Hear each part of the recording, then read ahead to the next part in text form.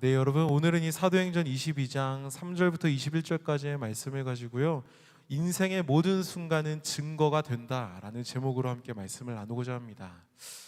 여러분들께 한번 좀 여쭤보고 싶은 게 있어요. 어린 시절을 한번 떠올리시면서 생각해 보셨으면 좋겠어요. 여러분들은 산타에 대한 환상이 언제 깨지셨어요? 좀 뜬금없죠? 여러분들은 산타클로스에 대한 환상이 몇 살 때쯤 이렇게 산타가 없구나 라는 걸 좀 깨달으셨나요? 아마 각자 다 다를 겁니다. 근데 저는요, 초등학교 2학년 때 깨졌어요. 왜 깨졌냐 하니까 이런 에피소드가 있었어요.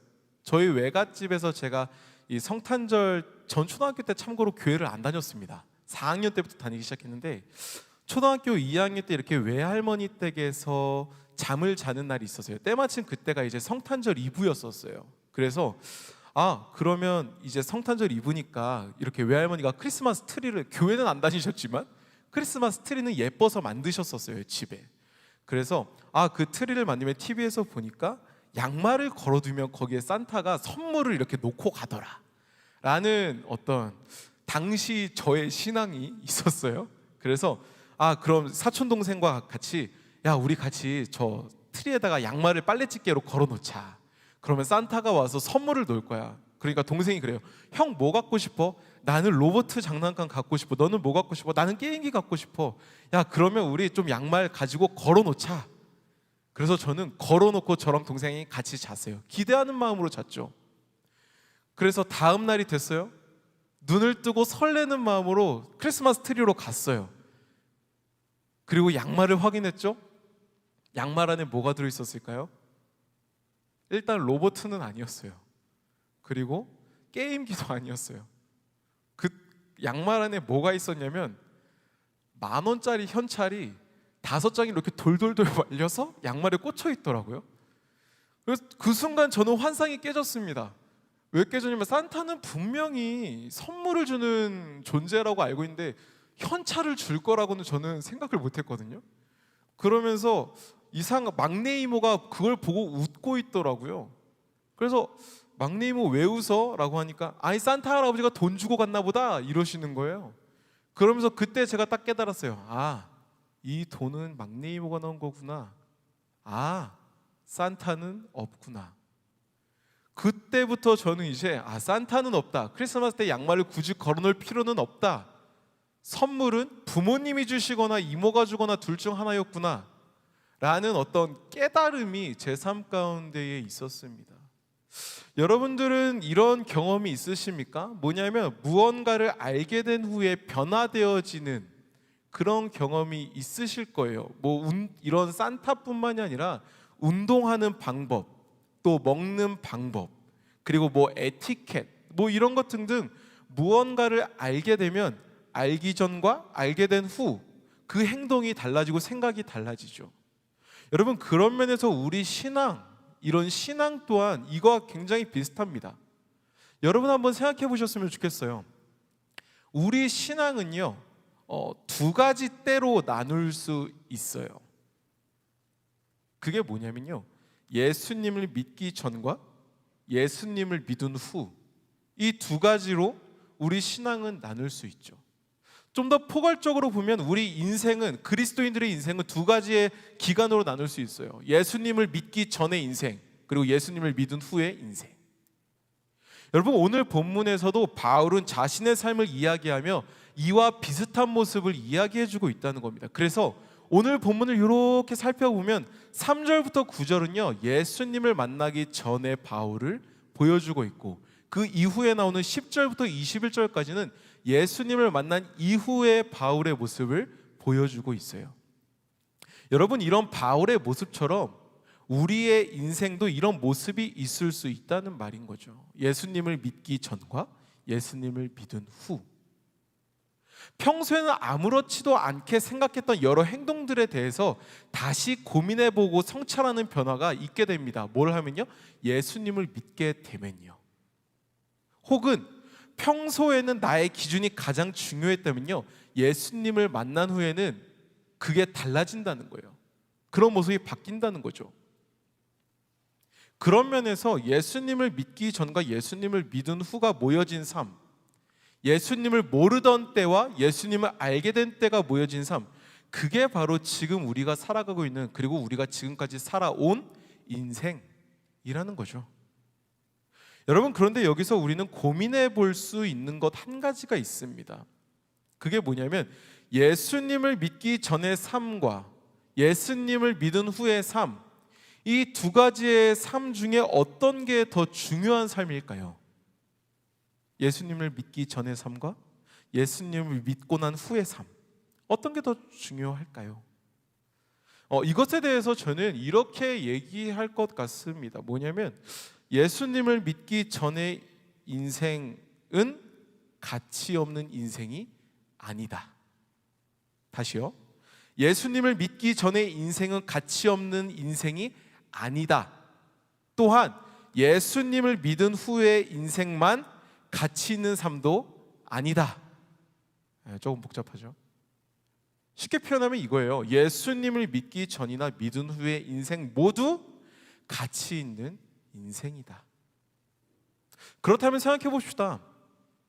어떤 것을 기준으로 하기에 예수님을 믿기 전과 예수님을 믿은 후의 인생 모두 가치 있는 인생이라 저는 이야기하는 걸까요? 단순히 인간의 가치에만 기준을 놓는 것이 아니라 그리스도인으로서, 하나님을 믿는 사람으로서, 하나님을 예배하는 예배자로서, 그리고 이 땅 가운데서 예수 그리스도의 그 복음을 전하는 전도자로서 어떻게 그렇게 생각할 수 있는가라는 겁니다. 여러분, 오늘 우리는 이 사도행전 22장의 말씀을 통해서 우리의 인생에 대해서 조금 더 자세히 혹은 조금 더 깊게 고민해보는 시간을 가져보고자 합니다. 그래서 이 땅에서 그리스도인으로 살아가는 우리는 인생을 어떻게 바라보아야 하는가, 또한 오늘 설교 제목처럼 인생의 모든 순간이 도대체 어떻게, 왜 하나님의 증거가 될 수 있는가, 이 두 가지의 큰 주제를 가지고 우리가 말씀을 더 자세히 나누어 보고자 합니다. 그래서 먼저 오늘 본문이었던 사도행전 22장 3절부터 9절을 우리가 한 목소리로 다시 읽어보도록 할게요. 사도행전 22장 3절부터 9절 함께 읽겠습니다. 시작. 나는 유대인으로 길리기아 다소에서 났고 이 성에서 자라 가말리엘의 문화에서 우리 조상들의 율법에 엄한 교훈을 받았고 오늘 너희 모든 사람처럼 하나님께 대하여 열심히 있는 자라. 내가 이 돌을 박해하여 사람을 죽이기까지 하고 남녀를 결박하여 옷에 넘겼노니 이에 대제사장과 모든 장로들이 내 증인이라. 또 내가 그들에게서 다메섹 형제들에게 가는 공문을 받아가지고 거기 있는 자들도 결박하여 예루살렘으로 끌어다가 형벌 받게 하려고 가더니 가는 중 다메섹에 가까이 갔을 때에 오정쯤 되어 후련히 하늘로부터 큰 빛이 나를 둘러 비치매 내가 땅에 엎드려져 들으니 소리 있어 이르되 사울아 사울아 내가 왜 나를 박해하느냐 하시거늘 내가 대답하되 주님 누구시니까 하니 이르시되 나는 내가 박해하는 나사렛 예수라 하시더라. 나와 함께 있는 사람들이 빛은 보면서도 나에게 말씀하시는 이의 소리는 듣지 못하더라. 아멘. 여러분, 그리스도인이 이 인생을 볼 때에 필요한 시선 첫 번째는 뭐냐면요, 과거의 어두움은 빛을 위한 배경이 된다라는 생각을 가지고 봐야 된다는 겁니다. 여러분, 이거 한번 따라해 볼까요? 과거의 어두움은 빛을 위한 배경이 됩니다. 네. 여러분, 방금 읽은 말씀에서 바울은요, 예수님을 만나기 전에 자신의 삶에 대해서 이렇게 이야기해주고 있어요. 그런데 그 이야기해주는 대상이 누구냐 하니까 이렇게 믿는 그리스도인들이 아니었어요. 누구였냐면 바울을 잡으려고 있었던 아시아에서 온 유대인들이었어요. 바울이 유대인 성전에 부정하다 여기는 이방인을 데리고 들어와 더럽혔다라고 잘못 알고 있었어요. 그런 바울을 때리고 구타하던 유대인들에게 바울 자신은 변명, 그러니까 자기 자신을 변호하는 이야기를 하던 내용이 바로 방금 읽은 말씀이었던 거죠. 여러분, 그런 가운데 바울이 이야기하는 첫 번째 내용이 뭐냐 하니까 자신의 출생과 자신이 행한 일을 이야기해 주고 있어요. 출생은 뭐 그렇다고 칩시다. 출생은 그렇다 치고 다른 일들을 보면 어땠었죠? 이래요. 그리스도를 믿는 사람들을 박해하던 일을 행했던 사람, 그게 바로 바울이었어요. 근데 그런 사람들이 또 누구였냐 하니까 이 바울을 박해하는 아시아에서 온 유대인들도 비슷한 행위를 했던 거죠. 그런데 6절부터 그런 바울에게 등장한 존재가 하나 있습니다. 그게 누구였냐 하니까 예수 그리스도예요. 그리스도를 믿는 사람들을 박해하던 바울이었는데 그런 바울에게 나타난 존재가 하나 있었어요. 그게 누구였냐 하니까 예수 그리스도입니다. 여기서 바울은 자신이 지나왔던 삶을 쭉 얘기해요. 얘기하면서 예수 그리스도의 존재에 대해서 분명하게 얘기해 주는 모습을 이야기해 주고 있어요. 내가 옛날에는 그리스도 믿는 사람들을 때리기도 했고요, 잡기도 했고 죽이기도 했어요. 공문을 받아서 내가 다른 지역으로 가가지고 그 사람들 끌어다가 예루살렘으로 가져오는 일도 내가 했었어요. 그런데요, 내가 예수 그리스도를 만났어요 라고 바울이 오늘 그 아시아에서 온 유대인들을 향해 이야기하고 있는 겁니다. 여러분, 여기서 이 바울의 모습을 보면서 우리가 기억해야 되는 인생을 바라보는 시선의 포인트, 바로 이거라는 거예요. 제가 앞서 얘기했던 바로 그 내용이죠. 과거의 어두움은 빛을 위한 배경이 된다고요. 바울은 과거 자신이 행했던 삶을 외면하거나 모른 척하지 않습니다. 어쩌면 그리스도인으로서 바울의 과거는 흑역사일 수도 있어요. 부끄러운 삶일 수도 있죠. 그리스도인들을 박해하고 그리스도인들을 잡아다가 끌어내고 그리스도인들을 핍박하던 사람, 그게 바울입니다. 그런 흑역사를 바울은 외면하지 않습니다. 바울은 오히려 그 모습을 직면하고 나눕니다. 그런데 그와 동시에 그가 한 것이 뭘까요? 예수님을 모르던 그 삶에 다가오신 예수 그리스도를 바울은 전하고 있었다는 거예요. 자신의 부끄러운 삶을 이야기하지만 그와 동시에 그 삶에 찾아오신 그 예수 그리스도를 바울은 전하고 있었다는 겁니다. 부끄러운 삶과 예수 그리스도가 분리되어 있는 것이 아니라 부끄러운 삶 가운데 찾아오신 예수 그리스도를 바울은 전하고 있었다는 거예요. 여러분, 그런 면에서 예수님을 모르던 때의 자신의 삶을 너무 우리는 부끄러워하지 말아야 돼요. 우리의 삶에는 예수님을 모르던 때 살아왔던 그 삶의 모습이 있습니다. 나름대로 흑역사가 있을 수 있어요. 저한테도 흑역사가 많습니다. 예수님을 믿지 않던 때에 했던 방황들, 중학교 때 했던 방황들 너무나 많습니다. 하지만 저는 그것을 부끄러워하지 않습니다. 자책하지도 않습니다. 하지만 여러분, 반성할 것은 반성해야죠. 맞습니다. 반성할 건 반성해야 됩니다. 하지만 중요한 것은 반성할 건 반성하되 그 삶이 가치 없는 삶이었다 스스로 판단하고 정죄해서는 안 된다는 거죠. 왜 그럴까요?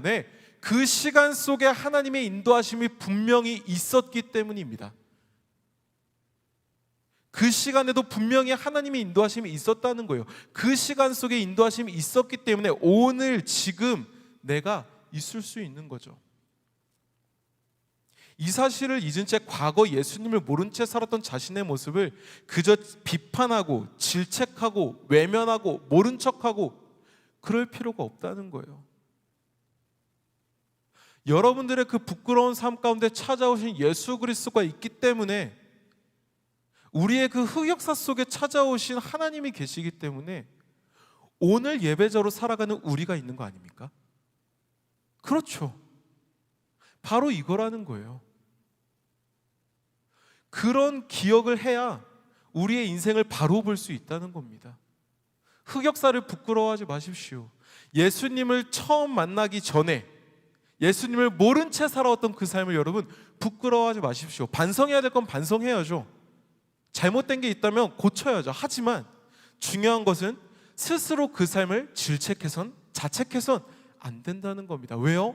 그 시간 속에 함께 하신 하나님이 계시기 때문에, 그 하나님께서 그 시간 속에서도 여러분들을 인도하셨고 이끄셔서 오늘 여러분들을 예배자로 부르셨기 때문에 그 삶도 가치 있는 삶이라는 겁니다.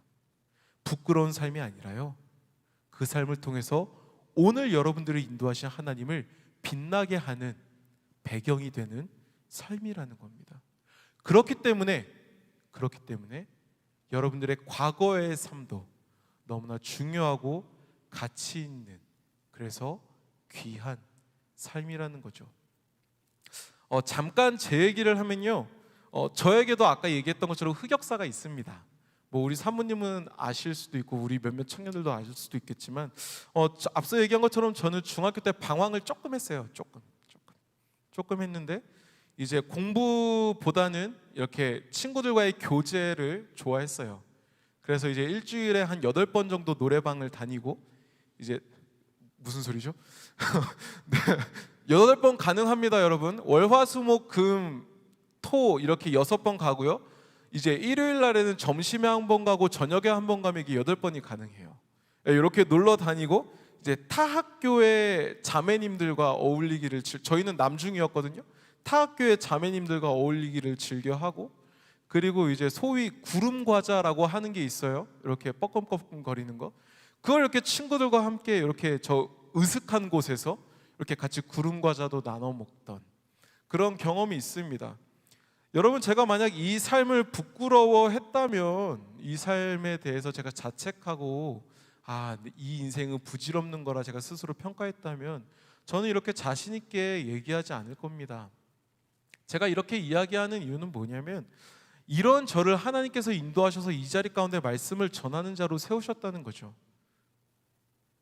그 삶 또한 하나님의 영광을 드러내는 데 있어서의 그 배경이 된다는 겁니다.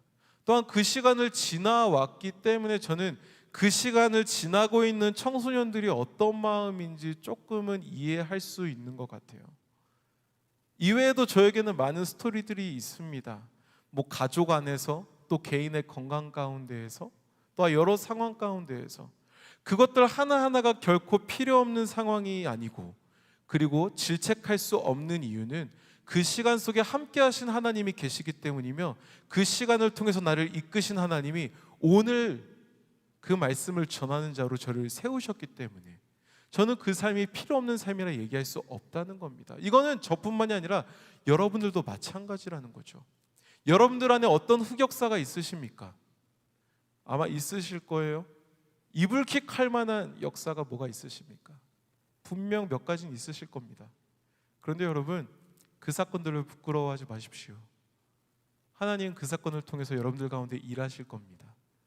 하나님은 그 사건을 통해서 여러분들 가운데 영광을 나타내게 하실 것입니다. 하나님은 그 사건을 통해서 더욱더 하나님의 하나님 되심을 드러나게 하실 겁니다. 여러분, 그거 아세요? 태어날 때부터 믿음을 가지고 사는 사람은 없습니다. 딱 아기가 태어나자마자 응애 하면서 갑자기 할렐루야 막 이러는 아기 혹시 보신 적 있으십니까? 저는 없어요. 누구나 믿음이 없던 때가 있다는 얘기죠. 하지만 여러분, 중요한 게 뭐냐면요, 이러한 믿음 없는 우리를 향해서 하나님은 우리의 삶에 찾아오셨다라는 겁니다. 온 우주의 창조주이자 질서의 주관자가 되시는 그 하나님이 그 존재조차 모르는 우리에게 다가오시고 우리의 삶에 참여하시고, 그래서 우리를 이끄셨다라는 거죠. 그 하나님의 일하심을 기억한다면요, 믿음이 없던 과거의 인생은 결코 가치 없는 인생이라 그저 흑역사라고 치부할 수는 없을 겁니다. 그 삶은 오히려 증거의 삶이 될 것이며, 그 삶은 오히려 하나님의 일하심의 진짜 결과가 될 수도 있다는 거죠.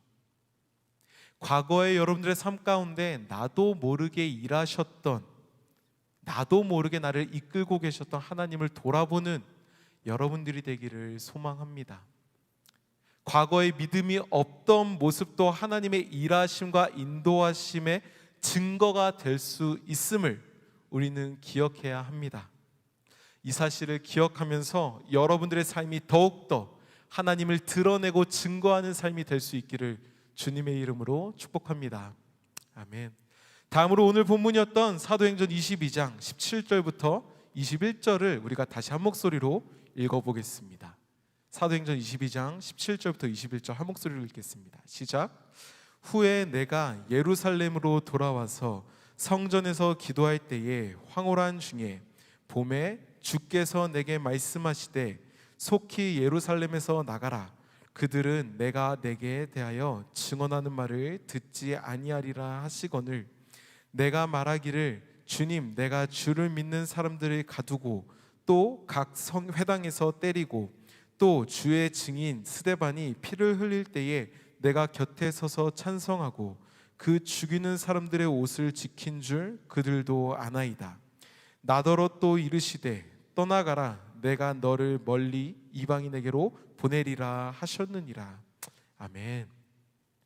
여러분, 그리스도인이 인생을 볼 때 필요한 시선 두 번째는 뭐냐면요, 믿음이 시작되면 새로운 시각이 열린다라는 겁니다. 이것도 한번 같이 따라해 볼까요? 믿음이 시작되면 새로운 시각이 열립니다. 네, 여러분, 이 주제에 대해서 우리가 조금 더 깊게 생각해 볼 수 있는 영상을 제가 하나 준비해 왔는데요.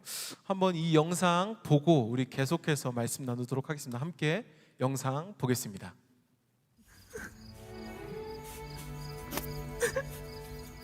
Happy birthday, dear Daddy. Happy birthday to you. How old are you now? Oh, there's something for you to open. He's posing.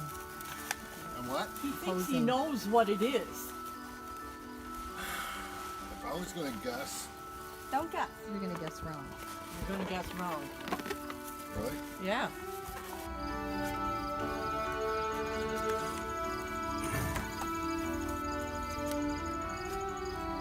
Happy birthday, baby, from all of us. Happy birthday. What is this? Put them on. Your sunglasses.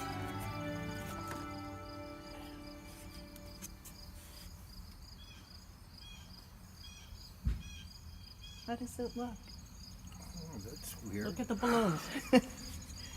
Can you see with our eyes now, baby? What colors you see? Those? You see colors now? Oh, the trees are neat.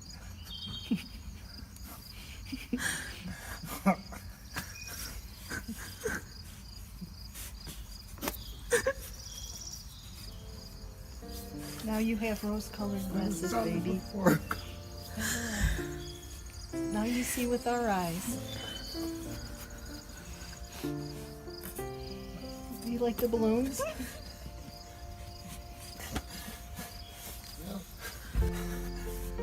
Turn around. What about the flowers on the house?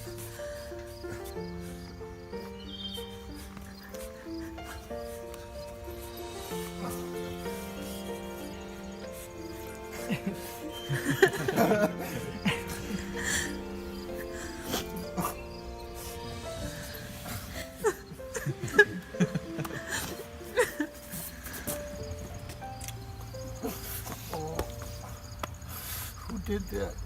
All of us.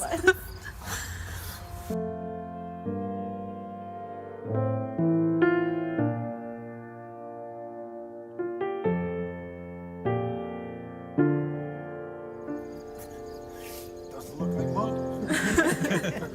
It looks like brighter mud. 네, 여기까지입니다. 여러분, 영상을 보시면서 어떤 생각이 드셨어요? 좀 잔잔한 감동이 있죠. 색을 볼 수 없던 어떤 외국의 아버지가 그 생명 보정 안경을 끼자 새로운 삶을 경험하는 영상입니다. 모든 것이 회색으로 보이는 그였는데 그 생명 보정 안경을 끼자 많은 물체들, 대부분의 물체들의 색깔을 비로소 바로 볼 수 있게 된 거였고, 나무의 그 싱그러운 색깔들, 꽃의 아름다운 색깔들을 비로소 다시 보게 되자 그런 어떤 격한 감동 때문에 눈물을 흘리는 영상이었죠. 여러분, 이 영상을 보여드린 준비한 이유가 뭐냐면요, 이런 모습이 우리의 어떤 신앙 안에서도 동일하게 나타나는 부분이 있다는 거죠. 여러분 방금 우리가 읽었었던 그 사도행전의 본문에서는 바울이 예수님을 만난 후에 예루살렘 성전에서 경험한 일을 이야기하고 있습니다. 이제는 예수님을 만난 후에 바울이에요. 기도하는 바울에게 예수님이 오셔서 나타나셔서 다시 말씀하십니다. 유대인들은 바울아, 유대인들은 네 말을 안 들을 거니까 너 예루살렘에서 나가는 게 좋아. 바울은 예수님께 얘기해요. 예수님, 근데 제가 예전에 그리스도인들을 가두고 심하게 박해하던 사람인 걸 그 유대인들이 알아요. 그리고 예수님 그리고 뭐가 있냐면 제가 예전에 그 스데반을 죽일 때 제가 곁에서 찬성하면서 그 죽이는 사람들 옷을 지키던 사람이 저라는 걸 그 유대인 사람들도 알고 있어요. 바울이 예수님께 자신의 어떤 과거 이야기를 하는 이유가 뭐였을까요? 예수님 저 창피해요. 예수님 저 좀 부끄러워. 이래서 그랬을까요? 그런 게 아니에요. 바울이 이렇게 예수님께 자기가 과거에 그리스도인들을 핍박하고 또 스데반이 죽을 때 같이 그 곁에 있었다는 것을 이야기한 이유는 뭐냐면 바울은 유대인들을 전도하고 싶었기 때문에 그랬던 거예요. 그래서 거기 계속 남아있을 거예요 라고 하는 거죠. 그래서 바울은 사실요 이방인들보다 오히려 유대인들에게 더 마음이 컸어요. 어쩌면은 자신도 유대인이었기 때문에, 그래서 유대인이었다고 그리스도인이 되는 게 얼마나 큰 기쁨인지 그는 알았기 때문에 더 그런 큰 마음이 있었지 않았나 싶어요. 그런데 예수님은 이런 바울에게 말씀하세요. 바울아, 너는 떠나야 돼. 내가 너를 이방인들의 증인으로 너를 보낼 거니까. 난 널 이방인들에게 보낼 거야 라고 예수님은 바울에게 말씀하세요. 여러분 한번 생각해 보고 싶어요. 한번 여러분 생각해 봅시다. 예수님이 여러분들에게 나타나서 갑자기 여러분들에게 이렇게 말씀하세요. 누구누구야, 내가 너를 선교사로 불렀어. 그러니까 나가. 어떠실 것 같으세요? 어떠실 것 같으세요? 갑자기 밤에 자는데 꿈에서 누구누구야, 내가 너를 불렀다. 열방으로 가라. 저는 당황스러울 것 같아요. 하나님 맞아요? 막 이러면서 예수님 맞아요? 증명해봐요? 막 이러면서 도마처럼 의심할 것 같기도 한데, 여러분 사실 근데 제가 이런 얘기를, 이 바울의 이야기를 좀 더 자세히 한 이유가 뭐냐면 이게 인생에서 예수님을 믿을 때 나타나는 중요 포인트라는 거죠. 뭐냐면 예수님을 믿기 시작하면요 새로운 장이 열린다라는 거예요. 이런 새로운 장이 열리는 이유가 뭘까요? 왜 예수님을 믿으면 새로운 장이 열릴까요? 평소에 살 때도 새로운 장을 열어주시면 안 되나? 왜 하필 예수님을 믿으면 새로운 장이 열릴까요? 그 이유는 그 삶의 기준과 가치관이 바뀌기 때문에 그래요. 다르게 표현하면 기존에 살던 삶의 가치관에서 예수님이라는 가치관으로 바뀌기 때문에 새로운 장이 열리는 거고 새로운 삶이 시작되는 거죠. 바울이 예수님을 만나지 못했다면 어땠을까요? 유대인들에게 예수님을 전해야 된다는 생각 전혀 못했을 겁니다. 또한 유대인들이 극도로 혐오하는 이방인들에게 직접 찾아간다? 이런 거는 절대로 허용할 수 없었겠죠. 하지만 예수님을 만난 바울에게 예수님이 기준이었기 때문에, 예수님이 참된 진리였기 때문에 새로운 시각이 열리고 새로운 세계가, 새로운 삶이 바울의 삶 가운데 열린 거고 시작이 된 거죠. 여러분 이거는요 우리의 삶에서도 똑같습니다. 우리의 삶도 똑같아요. 바울과 예수가 삶의 기준으로 바뀌게 되면 여러 가지 새로운 시각이 우리의 삶에 열리기 시작합니다. 그동안 당연하게 여겼던 것들에 대해서 물음표가 찍히는 현상이 일어나기 시작해요. 어떤 물음표인가 하니까 이런 거죠. 이게 예수님이 원하시는 방법인가? 이게 예수님이 기뻐하시는 모습인가? 이게 예수님의 모습과 닮아 있는 모습인가? 이런 물음표가 삶에 찍히기 시작한다는 거예요. 이런 새로운 장이 열리기 시작하죠. 또 우리는 그동안 당연하게 여겼던 것이 당연하지 않았던 것이었구나 라고 생각하기 시작하면서 그에 대한 감사함이 일어나기 시작합니다. 뭐가 있을까요? 뭐 이런 게 있겠죠. 우리의 생명이 유지되는 거예요. 한번 물어볼게요. 여러분들 지금 호흡하는 게 당연한 걸까요? 여러분들의 심장이 지금까지 계속해서 뛰는 것 당연한 겁니까? 뭐 이런 거죠. 그리고 또 이런 게 있겠죠. 자연의 질서가 유지되는 것, 태양계가 유지되는 것, 우주가 유지되어지는 것, 이게 당연한 걸까요? 우연히 당연하게 만들어진 걸까요? 아니라는 거죠. 이렇게 당연하게 여겨진 것들에 대한 재해석이 신앙이 시작될 때, 믿음이 시작될 때, 삶의 가치관이 예수 그리스도로 바뀔 때 이런 당연한 것들에 대한 재해석이 삶의 자리에서 일어난다라는 겁니다. 그래서 그동안 당연하게 여겨온 것이 하나님의 인도하심 속에 있는 것임을 알게 되고 보게 된다는 거죠. 마치 우리가 영상에서 봤던 생맹이었던 그 아버님이 생맹 보정 안경을 끼므로 말미암아 보지 못한 세계를 보고 감탄하며 놀랐던 것처럼 우리의 삶에도 예수 그리스도라는 그 안경을 낄 때 새로운 삶이 시작된다는 겁니다. 당연하게 여긴 것이 당연한 것이 아니라는 것을 알게 되고 그로 인해서 감사가 나타나고 이러한 변화가 삶에 일어난다는 거죠. 바로 이런 모습, 예수님을 믿기 시작할 때 새로운 시각이 열린다는 것은 이런 삶을 이야기하는 겁니다. 여러분, 예수 그리스도를 믿는 믿음은 우리로 하여금 새로운 삶을 향하게 합니다. 그 삶은 조금 낯설고 두렵게 느껴질 수 있습니다. 그럴 수 있어요. 우리로 하여금 하지만 그런 두려움과 낯섦과 그런 어떠한 조금 모호함을 느끼게 할 수는 있지만 믿음은 우리로 하여금 새로운 길을 보게 하고 또 그 길을 걷게 합니다.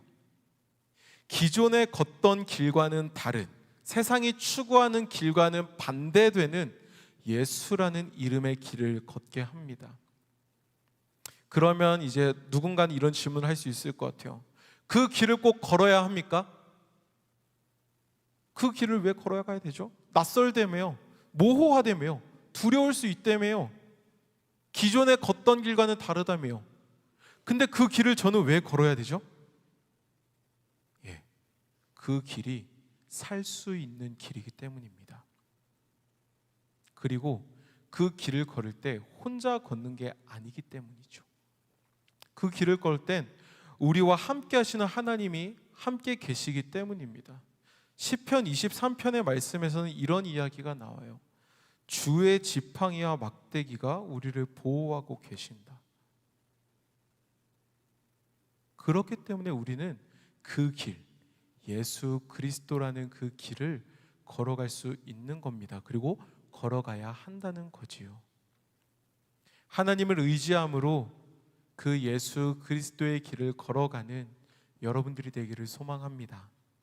그래서 제가 앞서 이야기한 시편 23편의 말씀처럼 주의 지팡이와 막대기가 보호하고 계심을 믿고 하나님과 함께 동행함으로 걸어가는 여러분들이 되기를 원합니다. 그래서 그 길을 걸어감으로 인해 날마다 새로움 속에 살아가는, 그 새로움 속에서 하나님을 경험하고 그 하나님 안에서 성장하는 귀하고 아름다운 여러분들이 되기를 주님의 이름으로 축복합니다. 아멘. 여러분, 오늘 우리는 이 사도행전 22장의 말씀을 통해서 우리 인생을 보는 시선에 대해 두 가지의 포인트를 같이 나눠보았습니다. 첫 번째, 과거의 어두움은 빛을 위한 배경이 된다라고 했고, 두 번째는 믿음이 시작되면 새로운 시각이 열린다라고 했습니다. 그래서 과거에 예수님을 믿지 않던 때의 삶을 숨기려 하지 말고 그 가운데 일하신 하나님을 우리는 볼 수 있어야 된다라고 나누었고요.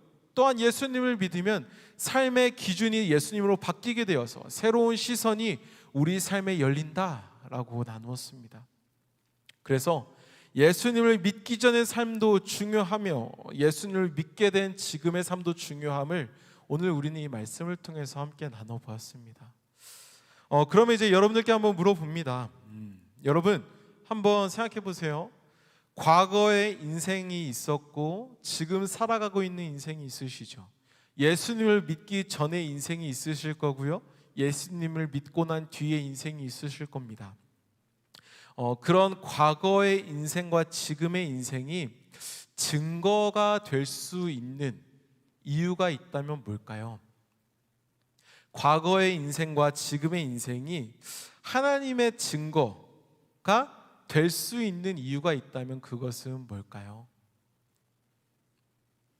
아마 머릿속에 여러 가지의 답을 떠올리실 겁니다. 그것은 과거에 어두웠던 인생이나 현재 예수님을 믿는 인생 모든 시간 속에 하나님의 인도하심이 있기 때문에 그것은 증거가 될 수 있습니다. 조금 풀어서 얘기하면 어둠 속에 있던 나를 빛으로 이끄신 하나님이 계시기 때문에 과거의 삶은 하나님이 계시다라는 증거가 될 수 있는 것이고, 새로운 기준과 삶을 알게 하시고 살게 하시는 하나님이 계시기 때문에 지금의 삶은 증거의 삶이 될 수 있다라는 거죠. 그렇기 때문에 여러분들의 과거의 삶이 가치 없다 여겨서는 안 되고, 지금의 삶에 대해서도 우리가 열심히 살아야 되는 이유, 그게 바로 이겁니다. 여러분들의 과거의 삶은 하나님의 증거가 됩니다. 지금의 삶 또한 하나님의 증거가 됩니다. 왜냐하면 그 모든 시간 속에 여러분들의 삶에 하나님이 찾아가셔서 함께 하셔서 인도하셨기 때문이지요.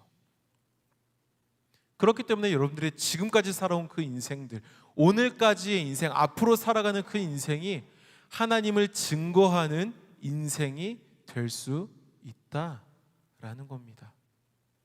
그러면 이제 마지막으로 저는 물어봅니다. 우리가 그 증거의 삶을 살아가는 우리, 그런 하나님을 증거하는 자가 된 우리가 해야 되는 게 있다면 무엇이 있을까요? 하나님의 증거를 가지고 있지요. 인생이라는 증거가 우리 삶 가운데 주어졌습니다. 그러면 증거를 갖고 있는 우리가 해야 되는 것은 뭘까요? 네, 증거를 삶으로 살아내야, 증거하는 삶을 우리는 살아내야 되는 거죠. 증거를 나타내는 삶을 우리는 살아내야 되는 겁니다. 아까 우리가 찬양하기 전에 성우 형제님께서 잘 말씀해 주신 내용이 하나 있습니다. 증인이죠. 증거를 갖고 있는데 그거를 나타내지 않으면 그건 증인으로서의 태도가 아닙니다. 우리도 마찬가지입니다. 과거와 지금의 삶을 숨기거나 당연히 여기는 것이 아니라 일하시는 하나님이 계시다라는 것을 우리는 삶으로 증거해내야 한다는 겁니다. 내 삶에 찾아오신, 그래서 나를 인도하시는 하나님이라는 존재가 있다. 과거에 내가 이렇게 살았지만 그런 나한테 찾아오셔서 나를 이끄신 하나님이 있다 라는 그 증거를 나타내는, 증거를 드러내는 그 삶을 살아내는 모습이 우리 안에 있어야 된다는 겁니다. 그래서 바울처럼 삶에 다가오신 예수님을 전하는 삶의 모습, 그 어두움을 뚫고 찾아오신 예수님을 전하는 모습, 그래서 지금도 인도하고 계신 그 예수님을 전하는 모습, 그 삶의 모습이 우리 안에 나타나야 한다라는 거죠. 그래서 삶 가운데에서 하나님이라는 그 증거를 나타내는 자, 그 삶을 우리가 살아내야 한다는 겁니다. 여러분, 이제 말씀을 마무리합니다. 여러분들의 인생은 하나님의 인도하심 속에 있는 인생이라는 것을 기억해야 됩니다. 여러분, 과거의 삶을 부끄러워하지 마십시오. 그 삶에 찾아오신 예수님을 증거하는 무대가 바로 그 삶입니다. 그리고 여러분, 지금의 삶에 함께 하시는 하나님을 인식하십시오. 여러분들의 시선을 하나님께서 새롭게 열어주실 겁니다. 기억하십시오. 여러분들의 인생은 지금 하나님께서 인도하고 계시고 앞으로도 인도하실 겁니다. 그렇기 때문에 그 인생은 결코 절대로 하찮을 수 없는 귀하고 소중한 아름답고 놀라운 기적의 시간의 집약체라는 거지요. 날마다 모든 순간 하나님의 동행하심을 경험하는 여러분들이 되기를 소망합니다. 혹시 어두움을 지나고 계십니까? 지금 어두움을 마주하고 계십니까? 낙심하지 마십시오. 하나님께서 함께 하십니다. 날마다 함께 하시는 그 하나님을 경험하는 여러분들이 되기를 소망합니다. 그래서 그 삶을 통해서 하나님을 전하고 나타내는 복음 증거자의 삶을 살아내는 여러분들이 되기를 주님의 이름으로 축복합니다.